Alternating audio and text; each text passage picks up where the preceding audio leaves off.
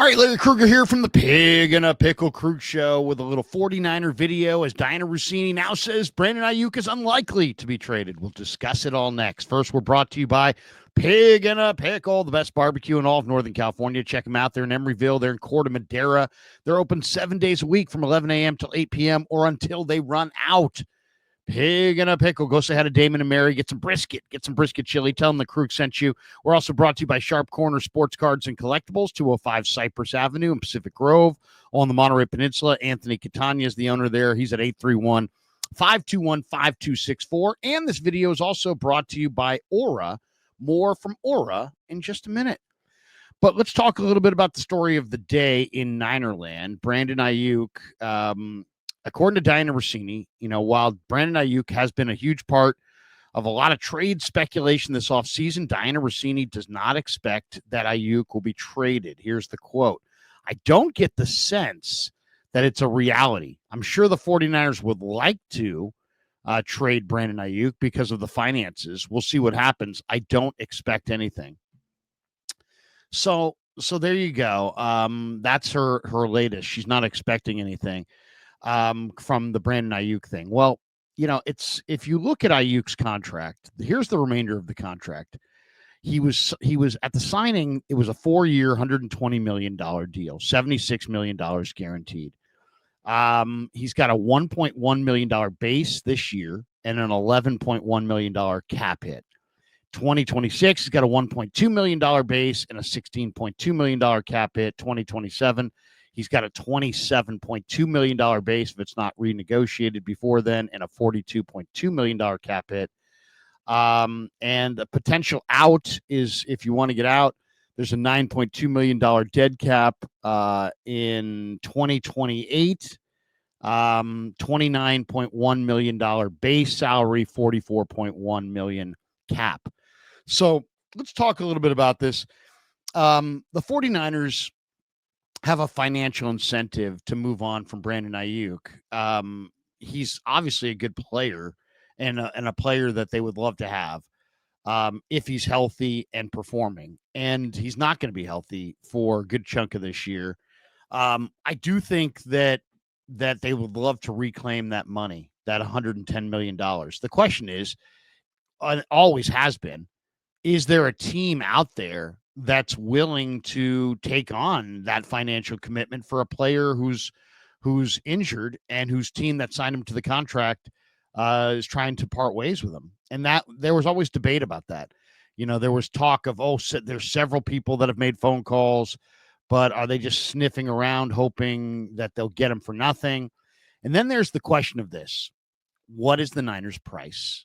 And we don't know, because there's the price that Brandon Aiyuk would command if he was healthy. Then there's the price that Brandon Aiyuk would command if he's a free agent. There's a price that he would command at his current salary, and there's a price that he would command in his current physical status. So, it's like it's really totally speculative as to what his price is. We don't know what teams are willing to pay, but we also don't know what the Niners ask is. And to me, when I see a story like this that comes out, days, we're talking about, April 1st is the date that the $22 million bonus, it gets accelerated and it gets paid. So the Niners have to pay him that $22.8 million, and they got to do it by April 1st. So there's that. He's due a roster bonus, $22.8 million on April 1st. And I would imagine that the Niners don't want to pay that. They want somebody else to pay that. So we all have been operating under this idea that if there's a trade deadline, even though it's not a hard, fast deadline, that it's probably April 1st, because the Niners don't want to pay that $22.8 million roster bonus and may move him between now and then. The question is this: how little are the 49ers willing to take back in a trade for Brandon Aiyuk to move off of the player? That's the part we don't know. We don't know if, what exactly, we know the Niners would probably love a day 2 pick. I bet you they would love a second or a third round pick. Why? Because that's probably, if he's healthy, what fair market value would be. A fair market value for Brandon Aiyuk, who's a really good NFL receiver, probably a top 25 receiver, is probably a second or a third round pick if he's healthy. I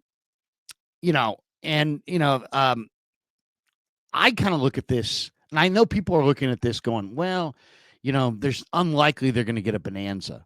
You know what? I'm looking at teams like Cleveland. Cleveland has 4 6-round picks. New England's got 3 7th-round picks. When you look at the financial savings that the Niners can have if they move Aiyuk to a team that's willing to take the contract, you could make an argument that it's a good deal for the 49ers if they get, 7th-round picks or 6th-round picks. They don't even need to get true equal value for Aiyuk for it to be a fair deal. Why? Because the team that's trading for Aiyuk is going to trade for is going to take on that contract, and the 49ers are going to get salary cap relief by moving off of that contract.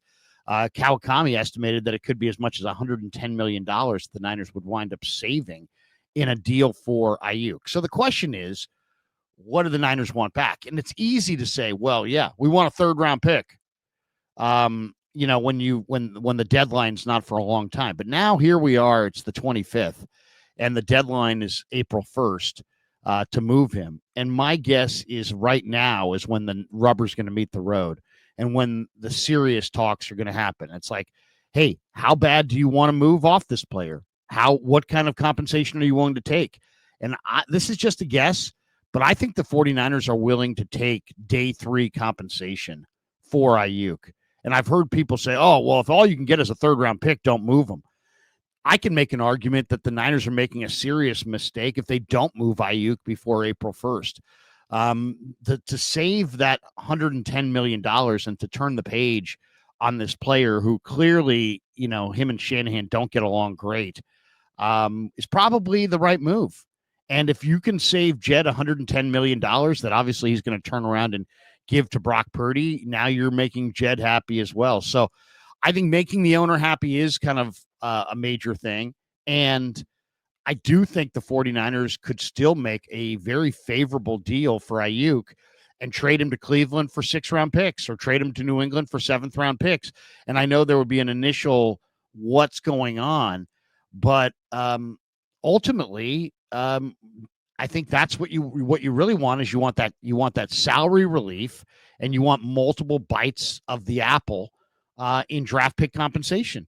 He's just simply at this price point, at this injury status, he's not worth a day 1 pick, or you were never getting a day 1 pick, but he's not worth a day 2 pick. He's not worth a day 2 pick in reality at this price point in this situation with this injury. He's just not. But multiple day 3 picks, I think that's exactly what the Niners probably want to get out of this is multiple picks and multiple day 3 picks from the Browns or Patriots. I think is still very much out there. I really believe that.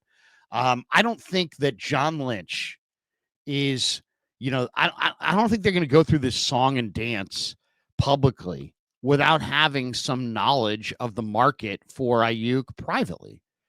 John Lynch was asked at the Combine by Chase Sr., hey, what's up with the Aiyuk rumors? He's like, it's par for the course.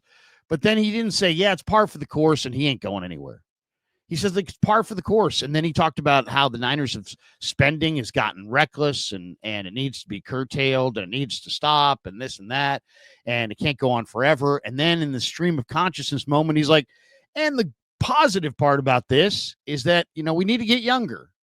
So you never said what this was, but the only thing that you could extrapolate from that statement is that they're going to trade Brandon Aiyuk for multiple draft picks. And you're not getting multiple 1s and you're not getting multiple 2s and 3s, but you are potentially getting multiples on day 3.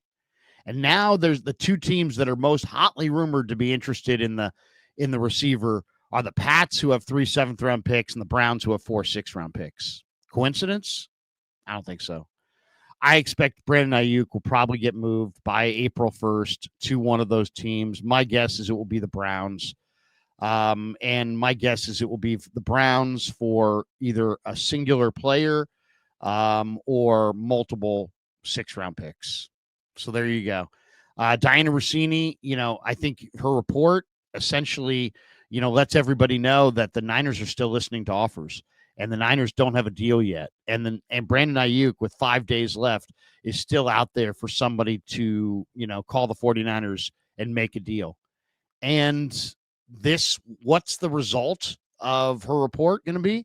The result of her report is going to be there's going to be probably a few teams that make a couple phone calls to inquire as to the availability of Aiyuk. And I think once they see that the price tag for him is really just multiple day 3 picks and that cap relief, there'll be a market between now and April 1st. In the next 5 or 6 days, I think there will be a market.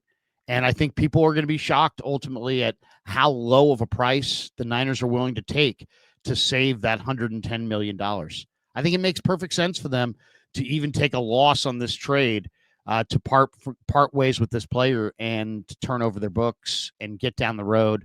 You can always go find a day 3 wide receiver or 2 to replace the guy. He's not going to play He's not going to play most of the year anyway.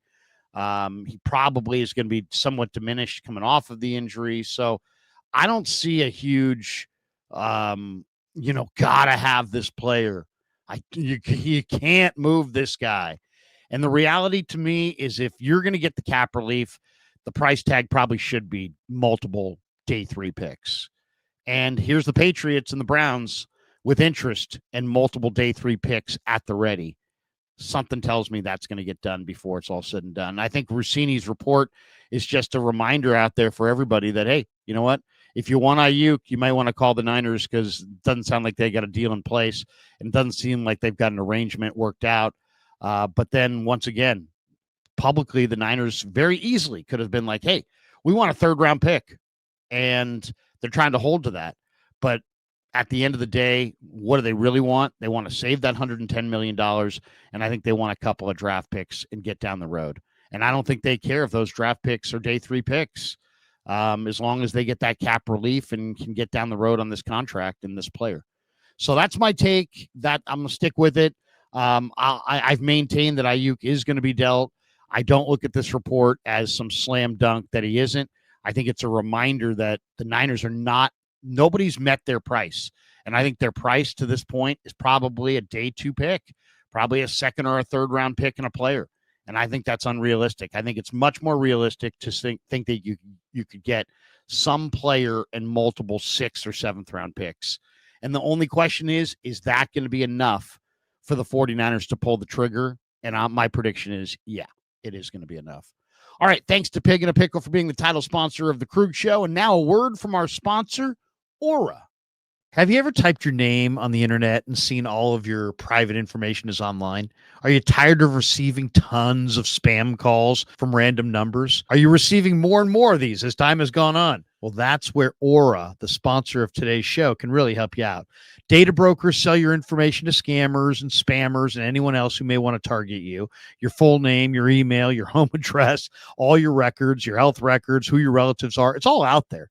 That's why I've been using Aura. Aura shows me which data brokers are selling my information and automatically submits opt-out requests for me. Cleaning up my information not only helps reduce the amount of spam I get, but it also protects me from hackers who could use the information to help them access my social media accounts, my bank accounts, or any other sensitive information. Aura also does so much more to protect me and my family from online threats I can't see. I get other features like antivirus, VPN, password management, parental controls, identity theft insurance, and more without having to download several different apps. It's really easy to set up. And best of all, I get everything at one affordable price. I value my privacy and I value yours. You can go to the link in the description to start your 2-week free trial.